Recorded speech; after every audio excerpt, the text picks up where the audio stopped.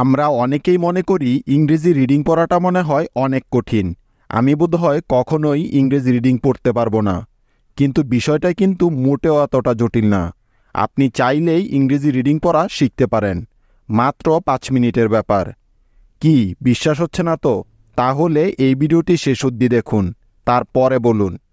ক্লাসটি শেষে আপনাদের জন্য হোমওয়ার্কও থাকবে। তাহলে চলুন মূল ক্লাসটি শুরু করা যাক। হ্যালো গাইজ, আমি রাফি, আর আপনারা দেখছেন রাফিজ ইংলিশ। ইংরেজি রিডিং শিখতে হলে প্রথমে শুধু এই ৫টি জিনিস শিখে নিন। ব্যাস, তাহলেই আপনি ইংরেজি রিডিং পড়া শুরু করতে পারবেন। সেই ৫টি জিনিস হলো এ, ই, আই, ও এবং ইউ।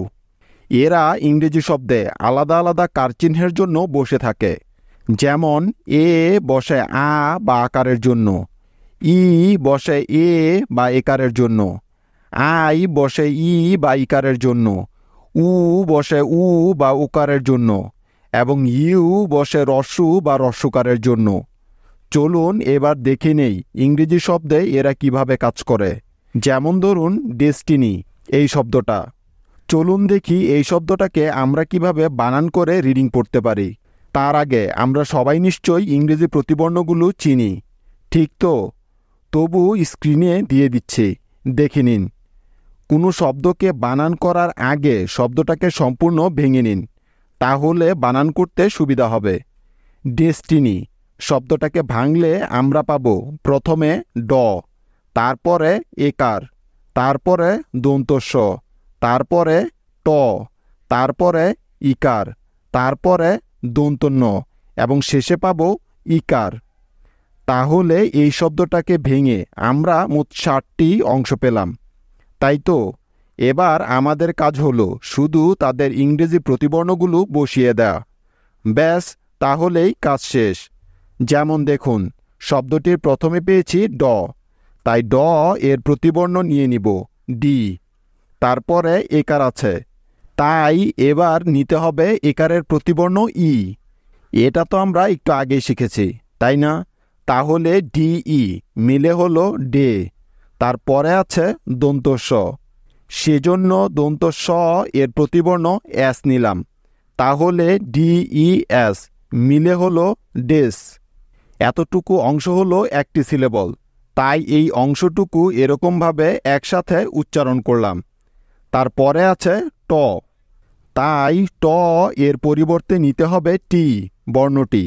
তারপরে আছে ইকার, সেজন্য নিলাম আই, কারণ আমরা জানি ই বা ইকারের জন্য আই বসে।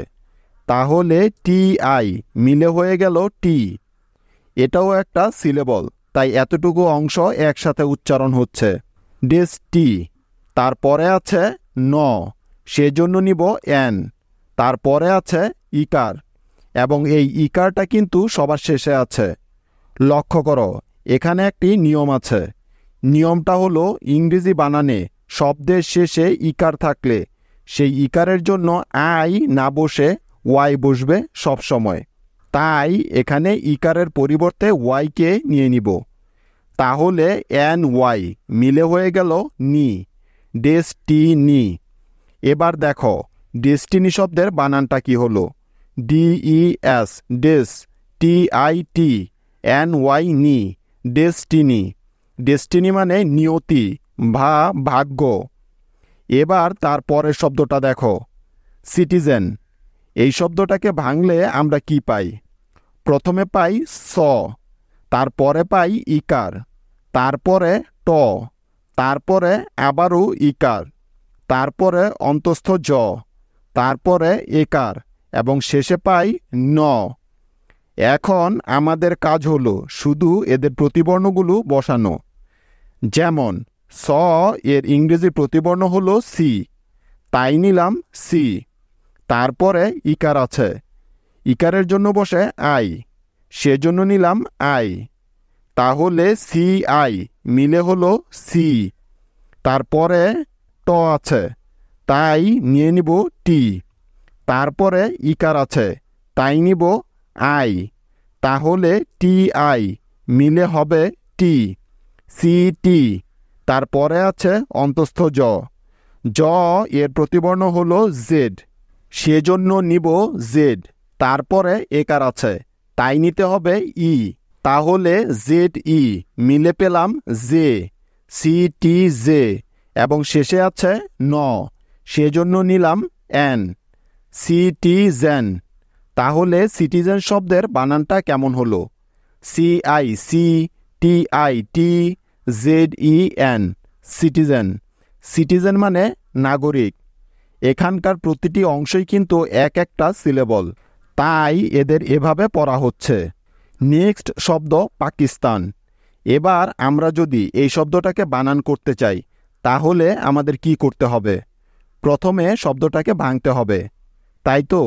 আর এই শব্দটাকে ভাঙলে পাবো প, এরপরে পাবো আকার, ক, ইকার, দন্ত স, ত, আকার এবং ন, অর্থাৎ এই 8টি অংশ পাবো শব্দটা থেকে। তাহলে এবার আমাদের কাজ হলো এদের প্রতিবর্ণগুলো বসিয়ে দেয়া।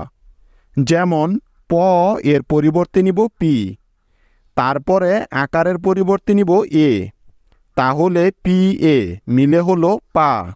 তারপরে আছে ক, সেজন্য নিলাম কে। তারপরে আছে ইকার, তাই নিব আই, তাহলে কে আই মিলে হলো কি, পা কি। তারপরে আছে দন্ত স, তাই নিলাম এস, তার মানে P A K I S মিলে হলো পাকিস। তারপরে আছে ত, সেজন্য নিতে হবে টি, কারণ আমরা জানি যে ত এবং ট এই দুটি বর্ণের পরিবর্তে ইংরেজি টি লেটারটাই শুধুমাত্র বসে থাকে। তারপরে আকার আছে, তাই নিব এ, তাহলে টি এ মিলে হলো তা, পাকিস্তা। এবং শেষে আছে ন, যার জন্য নিতে হবে এন, তাহলে টি এ এন মিলে হলো তান, পাকিস্তান। এখন তাহলে দেখা যাক পাকিস্তান শব্দের বানানটা কেমন হবে। পি এ পা, K I S kiss, T A N tan, হয়ে গেল পাকিস্তান। নেক্সট শব্দ ইনটেনশনাল। এই শব্দটা কিন্তু অনেকটাই বড়, তাই একটু মনোযোগ দিয়ে দেখতে হবে। এই শব্দটাকে ভাঙলে পাবো ই, ন, ট, একার, ন, তালিবস্য, ন, আকার এবং ল। ইনটেনশনাল শব্দটা বড় হলেও নিয়মটা কিন্তু একই রকম। বর্ণ অনুযায়ী শুধুমাত্র প্রতিবর্ণগুলো বসিয়ে দিলেই হয়ে যাবে। যেমন প্রথমেই পাচ্ছি ই, তাহলে কি নিব বলতো? ই এর পরিবর্তে একদম ঠিক আই, তারপরে আছে ন, সেজন্য নিলাম এন, তাহলে আই এন মিলে হলো ইন। তারপরে আছে ট, তাই নিলাম টি। তারপরে আছে একার, তাই নিলাম ই, কারণ আমরা জানি যে একারের জন্য ই বসে, তাহলে টি ই মিলে হলো টে, ইনটে। তারপরে আছে ন, যার জন্য নিতে হবে এন, অর্থাৎ টি ই এন মিলে হলো টেন, ইন টেন। তারপরে আছে তালিবস্য। লক্ষ্য করো, তালিবস্য এর জন্য এখানে টি আই উ বসেছে, এটা অলওয়েজ মনে রাখবে।